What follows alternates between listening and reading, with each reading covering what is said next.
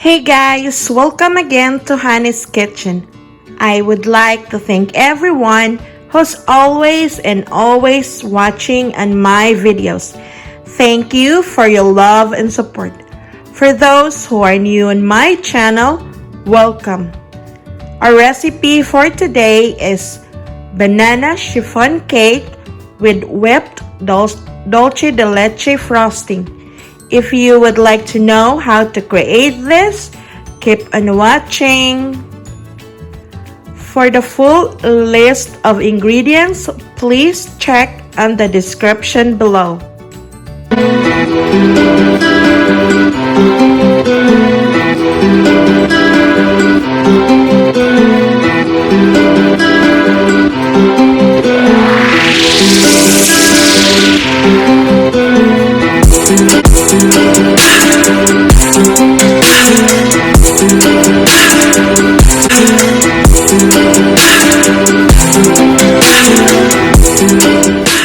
So first, you have to separate all your egg yolks from the egg whites.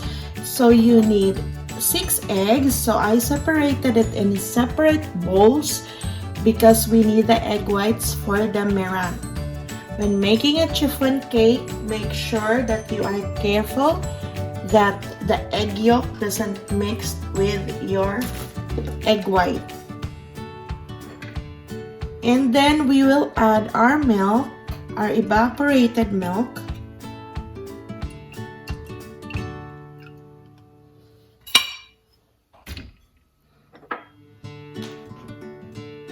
Our corn oil or canola oil. And then the vanilla extract. And then you're just gonna give it a quick mix and break the egg yolks. After that, we're gonna put in the sifter on top of our bowl. And then we put our cake flour, our baking powder, and our salt. And then we're just gonna sift it all.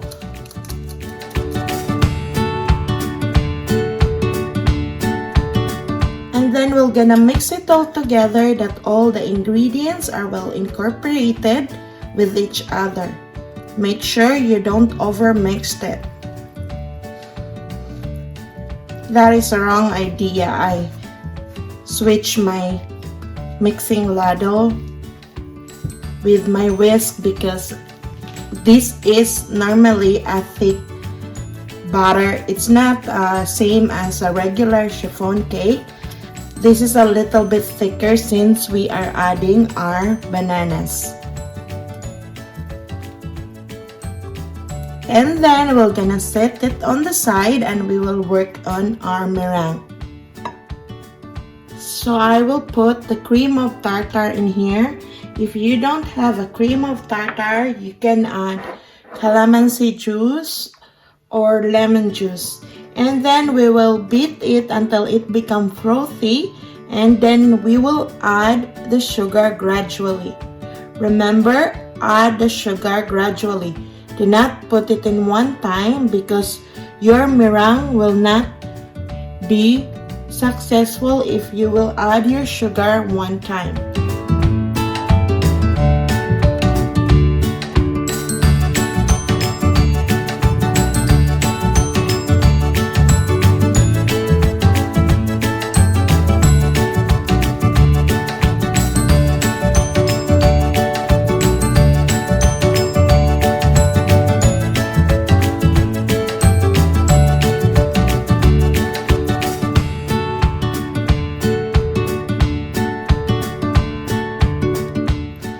So this is the way how to test if your meringue is done or in its peak when you gonna turn it upside down and it doesn't move, so your meringue is successful. So now we will add our meringue into our batter.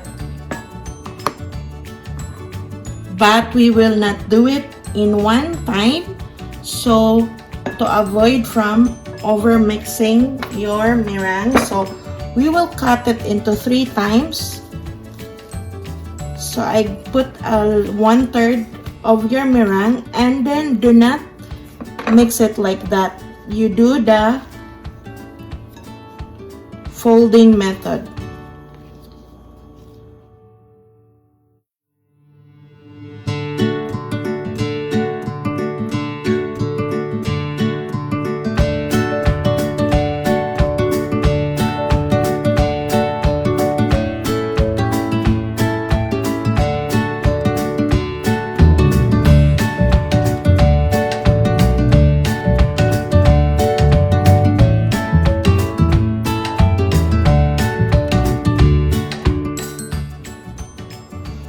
So once the mixture is well blended, you will know, because when you fold it and flip it, you cannot see a yellow color. I mean a solid yellow color, so it means all are well blended. And then earlier I mashed banana. Make sure it's an overripe banana, so not just ripe but overripe. And then we're gonna mix it into our mixture gently, and we just gonna fold it to mix it, but do not over mix it. Just distribute the banana into your batter.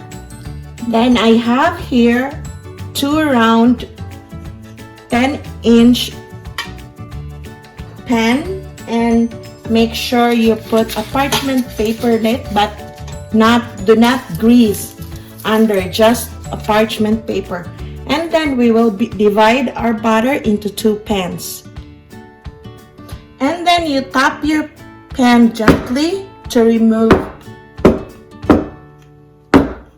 certain bubbles, and we will gonna bake it at 375 degrees Fahrenheit for about 30 to 35 minutes. And once it's a little bit golden brown on top, you just insert a toothpick, and when the toothpick came out clean, then your chiffon cake is cooked. Now for our almonds, I have here a baking pan, and I put parchment paper on it, and we will just put our almond slices, and we will toast it in the oven until it becomes golden brown. While toasting it, keep an eye so you won't burn your almonds. For our dulce de leche, we will just boil 1 can of condensed milk. Make sure it is condensed milk and not condensada, because that is a different kind of milk. So you just put it in a pot with water over it and keep it boiling for about 3 hours. Once the water is going down, just fill it up again with water, and make sure that the water is above your can. So I have here the finished result, because I do it ahead of time, so you can do it too. This is 1 can of the one that I made, and I just put it in a container and I put it on the fridge. And when you needed it, I just heat it quickly, about a minute in a microwave, and it will become like this. So I just pulled out my cake from the oven, and then you inverted it right away in a cooling rack. So we're just gonna leave it like that, and we will gonna wait until it completely cools down before we can remove it from the baking pan. So in the meantime, while waiting for our cake to fully cool down, we will prepare our whipping cream. So I have here, while baking my cake, I already prepared my whipping cream, because the last time I use a liquid whipping cream, the texture is not nice. Like when I put it on my cake, I didn't get a fine texture. So this time I tried to combine half and half, meaning half of a liquid whipping cream and half of the powdered cream. But it depends on which country you are. So all you need to do is to have 3 cups. If you're using a powdered whipped cream, you need to have 3 cups of powdered plus the water with it. So you whip it nicely. I whipped it nicely. So these are all whipped cream, and I found out that when I mixed the liquid and the powder, I get a nice texture compared to the last time that I only used a liquid whipped cream. And then we're gonna measure our half cup of dulce de leche, and then we're gonna put it with our whipped cream. Set aside the rest of your dulce de leche because we will use that while we assemble our cake. After you put in your dulce de leche, you're gonna mix it again with your mixer.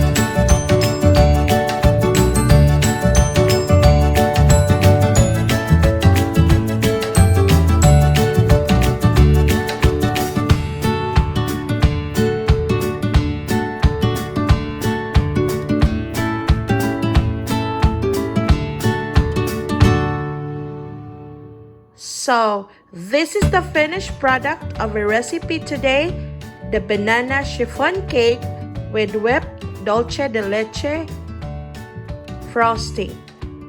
Please check in the description below for the full list of ingredients.